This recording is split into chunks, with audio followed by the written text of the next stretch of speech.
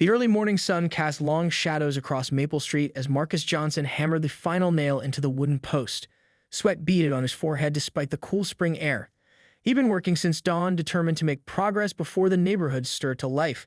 The fence was coming along nicely, better than he'd expected for someone whose carpentry experience was limited to assembling IKEA furniture and the occasional picture frame. A car door slammed nearby, breaking the peaceful rhythm of his work.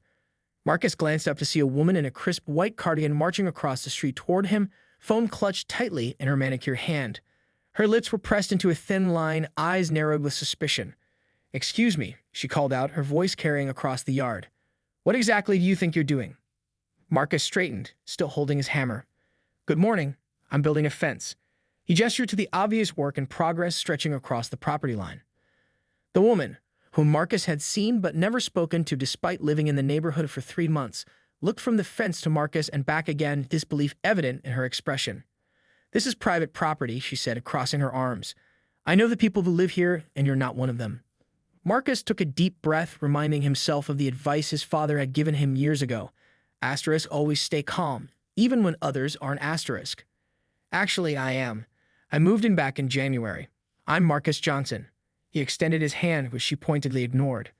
"I've lived on this street for 15 years, she replied, her voice rising. "I think I would know if a new neighbor moved in. Now I'm going to ask you one more time to leave before I call the authorities." Marcus felt a familiar weight settle in his chest. This wasn't the first time someone had questioned his presence, his right to occupy space. He glanced down at his work boots covered in dirt, his old college t-shirt now stained with sweat and wood stain, and wondered briefly if he should have dressed differently, even for yard work. "Look, I understand your concern," he said carefully, "but this is my home. I bought it from the Hendersons after Mr. Henderson got that job offer in Seattle. I have ID if you'd like to see it." The woman, Karen Wilkins, though Marcus didn't know her name yet, took a step back, her finger already tapping at her phone screen. "I'm calling 911. This is exactly what Neighborhood Watch is for." Marcus sighed, setting down his hammer on the sawhorse beside him. He could hear her voice, pitched high with manufactured distress, as she spoke into the phone.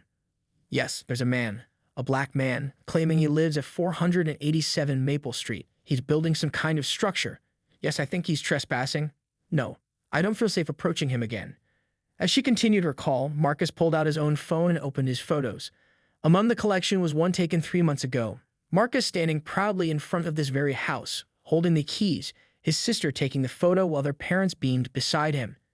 It had been a momentous day, his first home, bought at 32 after years of saving and working overtime. Behind that photo was another, more recent one. A carefully drawn sketch of the community garden he was planning for the vacant lot behind the neighborhood playground. The fence he was building today was just the first step in a project that would transform not just his property, but potentially the entire community. If only Karen knew what he was really working toward. As 2 police cars rounded the corner, sirens silent but lights flashing, Marcus pocketed his phone and prepared himself for the conversation ahead. This was an unfortunate delay, but it wouldn't stop him. The garden and everything it represented was too important. Officer Ramirez was the first to step out of the patrol car, taking in the scene. A half-built fence, construction materials neatly arranged, and a man standing calmly beside them. The second officer, Chen, approached Karen, who was already talking rapidly, gesturing toward Marcus and the house. What none of them realized was that this moment, this misunderstanding born of prejudice and assumption, would catalyze a chain of events that would change Maple Street forever. Officer Ramirez approached Marcus with practiced caution, one hand resting lightly on his belt. "Good morning, sir. Mind if we have a word?" Marcus nodded, his expression neutral despite the frustration building inside him. "Of course, officer." As Officer Chen continued speaking with Karen, who was gesturing animatedly toward the house, Officer Ramirez asked to see Marcus' identification. Without hesitation, Marcus produced his driver's license, which clearly displayed the address of the house they were standing in front of. "I also have the deed to the property on my phone," Marcus explained, pulling up the digital document. "I moved in 3 months ago. This is my first major home improvement project."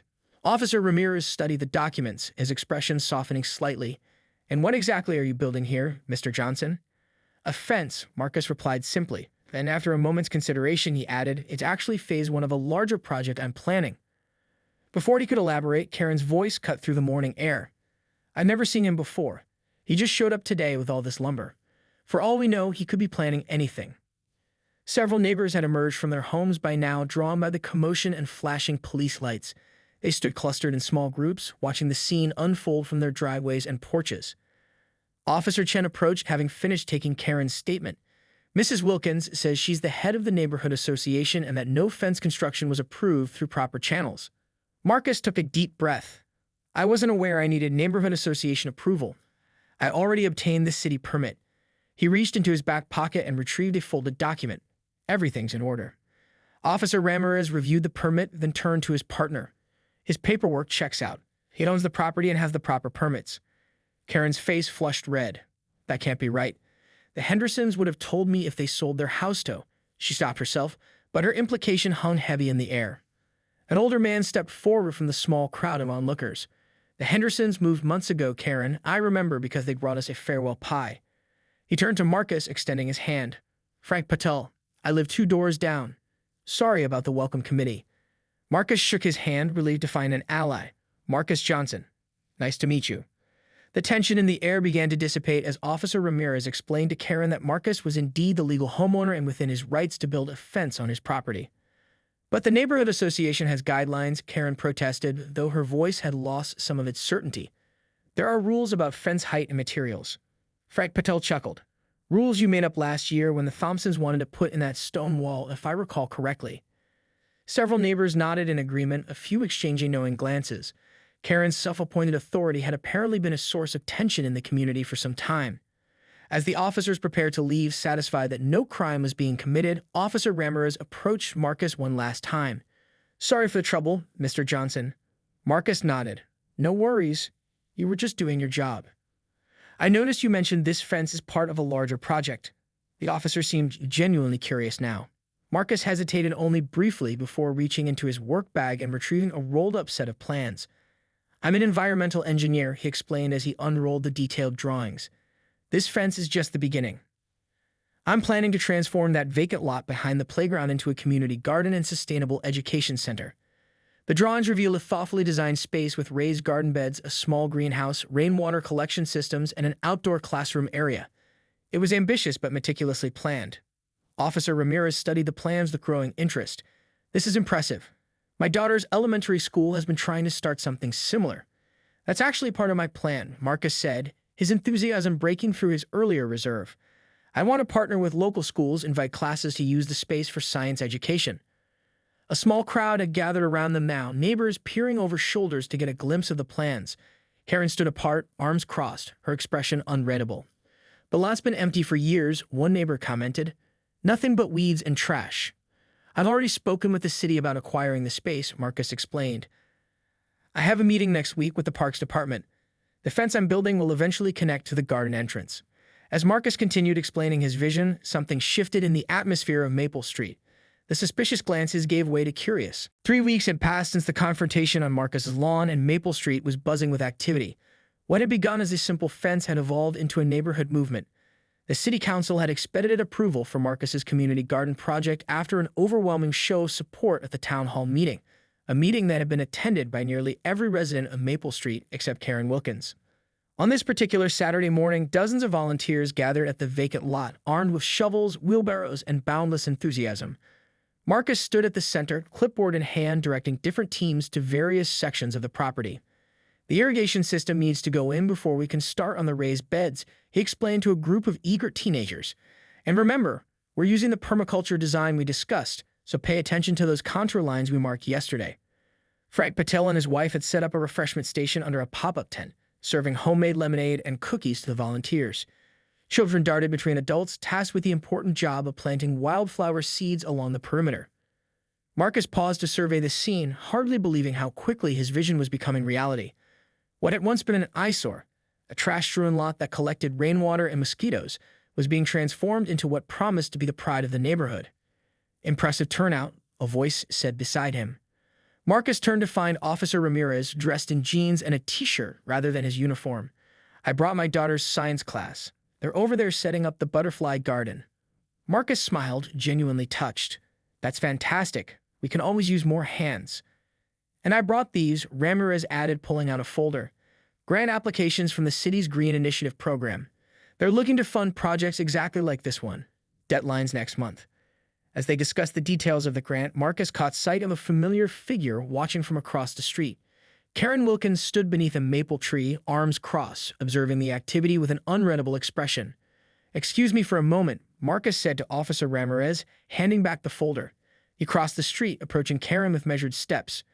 "Good morning, Mrs. Wilkins," he said, stopping a respectful distance away. Karen's posture stiffened. "Mr. Johnson." An awkward silence stretched between them before Marcus spoke again. "We could use all the help we can get. There's lemonade if you're thirsty." "I didn't come to help," Karen replied curtly. "I came to see what all the commotion was about. Some of us value peace and quiet on weekend mornings." Marcus nodded, accepting her rebuff with grace. "I understand. Well, the offer stands if you change your mind." As he turned to leave, Karen's voice stopped him. "The soil here is terrible, clay and rocks. Nothing will grow." Marcus turned back, surprised. "You garden." Something flickered across Karen's face, a brief softening. "I used to. Before my arthritis got bad." She gestured vaguely toward her hands, which Marcus now noticed were slightly gnarled at the joints. "We're bringing in compost and topsoil," he explained.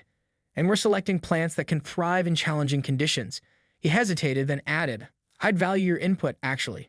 Local knowledge is invaluable for a project like this." Karen seemed taken aback by the invitation. Before she could respond, they were interrupted by the arrival of a news van from the local station. "Mr. Johnson," called a young reporter, approaching with a cameraman in tow. "We'd love to get an interview about your community initiative. The mayor mentioned it in his press conference yesterday as an example of civic engagement." The attention clearly made Karen uncomfortable. She stepped back, murmuring, "I should go," before retreating toward her house. The interview went well, with Marcus carefully sharing credit with the entire neighborhood. He emphasized the educational aspects of the garden and the partnerships forming with local schools.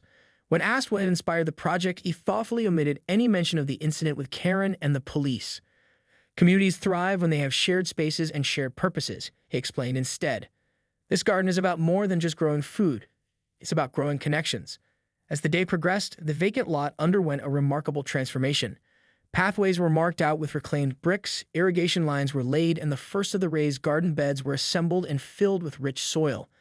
The skeleton of a small greenhouse began to take shape in the northeast corner. Evening approached, and volunteers gradually dispersed, tired but satisfied with their day's work.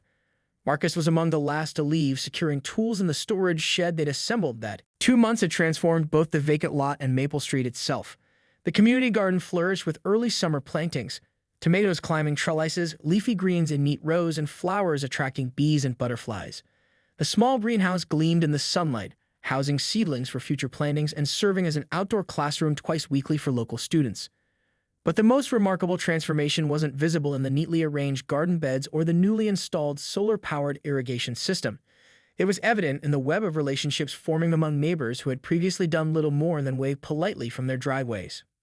Marcus stood at the entrance to the garden early one Wednesday morning, coffee in hand, admiring how the rising sun illuminated the mural that local artists had painted on the storage shed.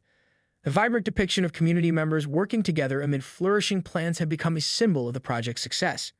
"Early bird gets the worm, I suppose," came a now familiar voice. Marcus turned to find Karen approaching, a watering can in one hand and a small basket in the other.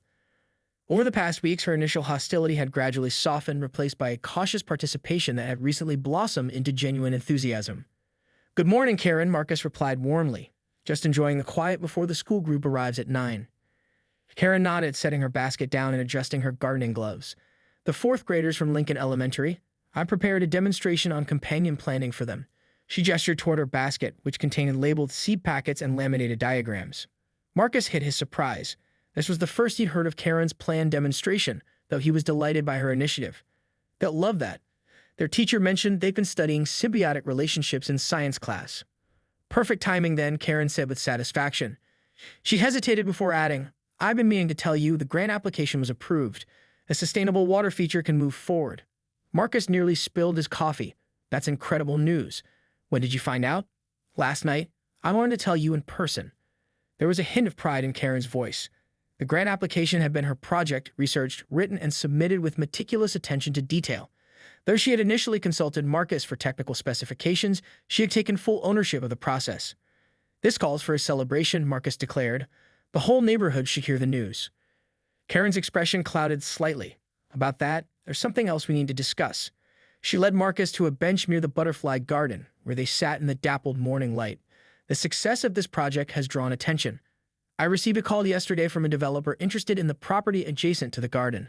Marcus frowned. The old Williams house, it's been abandoned for years. Exactly. They want to tear it down and build a small apartment complex. Karen's hands twisted in her lap. Normally, I'd be the first to oppose such a development. In fact, I've successfully blocked 3 similar proposals over the years. But, Marcus prompted, sensing her conflicted feelings. But this developer is different.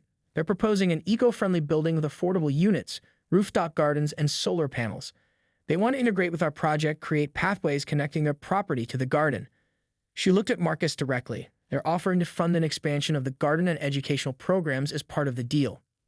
Marcus processed this information. That could be an incredible opportunity. But what about zoning? I thought this area was strictly single-family homes. It is, Karen confirmed, which is why they need neighborhood support for a variance. The vote is next week at the city council meeting. What Karen didn't say, what she didn't need to say, was that her opinion carried significant weight with both the neighborhood association and the city council. Her opposition had killed previous development projects before they gained momentum. What are you thinking? Marcus asked carefully. Karen gazed across the garden where the first of the day's volunteers were beginning to arrive. I'm thinking that change isn't always a bad thing. Sometimes it's exactly what community needs. Marcus smiled, recognizing how far they'd both come from that confrontational morning just 1 year to the day after Karen had called 911 on Marcus. Maple Street was unrecognizable, both physically and in spirit. The community garden had expanded to encompass not only the original vacant lot, but also portions of what had once been the Williams property. The eco-friendly apartment complex was nearing completion, its modern lines softened by vertical gardens and solar panels that glinted in the early autumn sunlight. The garden had become the heart of the neighborhood, hosting community dinners, educational workshops, and even a small farmer's market every Saturday morning. Children who had once spent their days indoors on screens now raced to help with harvests and composting. Seniors who had lived in isolation found purpose in teaching younger generations about heirloom varieties and traditional growing methods. Marcus stood at the center of it all, clipboard in hand as always, directing the setup for today's special event, the garden's first anniversary celebration. Volunteers hung streamers from the pergola that now marked the entrance, while others arranged tables for the potluck lunch to follow the ceremony. The mayor just confirmed he'll be here at noon, Frank Patel announced, approaching with his tablet in hand. And the news crews are already setting up by the greenhouse. Marcus nodded, checking another item off his list. Perfect. And the time capsule? Ready and waiting, Frank confirmed. Karen's bringing it any minute now. As if summoned by her name, Karen appeared, carefully carrying a gleaming metal box. Over the past year, her transformation had been as remarkable as the gardens. The rigid, suspicious woman who had once viewed Marcus as an intruder was now his most trusted partner in the project, her organizational skills and community connections proving invaluable. Everything's in order, she announced, setting the time capsule on a decorated table. All the items have been collected and I've prepared a complete inventory. I wouldn't expect anything less, Marcus replied with a smile. Their easy rapport no longer raised eyebrows among the neighbors. What had begun as a tentative truce had evolved into a genuine friendship forged through countless hours of problem-solving, grant writing, and navigating the complex politics of community development. As noon approached, residents gathered around the central gazebo, a structure built with reclaimed materials from the old Williams house, preserving a piece of neighborhood history while creating something new. Officer Ramirez was there with his family, proudly pointing out the police department's community garden plot to his colleagues. The developer of the apartment complex chatted with city council members, while children darted between adults, their laughter carrying on the breeze. The mayor arrived precisely at noon, accompanied by his staff, and to everyone's surprise, a representative from the governor's office. As cameras flashed and the crowd quieted, Marcus and Karen took their places at the podium. 1 year ago, Marcus began, his voice steady and confident. This space was empty, unused, forgotten. He paused, meeting Karen's eyes briefly before continuing. Or at least, that's what most of us thought. Karen stepped forward. But one person saw something different, she said, indicating Marcus with a gesture. He saw possibility. He saw community. He saw a future where this neighborhood could come together around something positive. Marcus hadn't expected Karen to speak. It wasn't in the program they carefully planned, but he recognized the importance of this moment. Karen was publicly acknowledging her role in the story, reframing a narrative that could have been defined by division. What none of us could have anticipated, Karen continued, was how this garden would grow not just vegetables and flowers, but relationships, friendships, understanding. As she spoke, Marcus noticed a few people in the audience exchanging knowing glances. those who remembered the police cars and the confrontation that had started it all. But there was no judgment in their expressions now, only appreciation for how far they had all come. The mayor stepped up next, presenting a proclamation declaring the day Maple Street Community Garden Day in recognition of the project's impact. The representative from the governor's office followed with the announcement that the garden had been selected as a model for a statewide initiative to promote sustainable urban development. As the speeches concluded and the celebration transitioned to the potluck lunch, Marcus found a quiet moment to approach Karen, who was carefully sealing the time capsule. "Thank you," he said simply, "for what you said up there." Karen looked up, her expression unusually vulnerable. "I should be thanking you for not giving up that day, for seeing past my behavior." Marcus smiled. "We've both come a long way since then.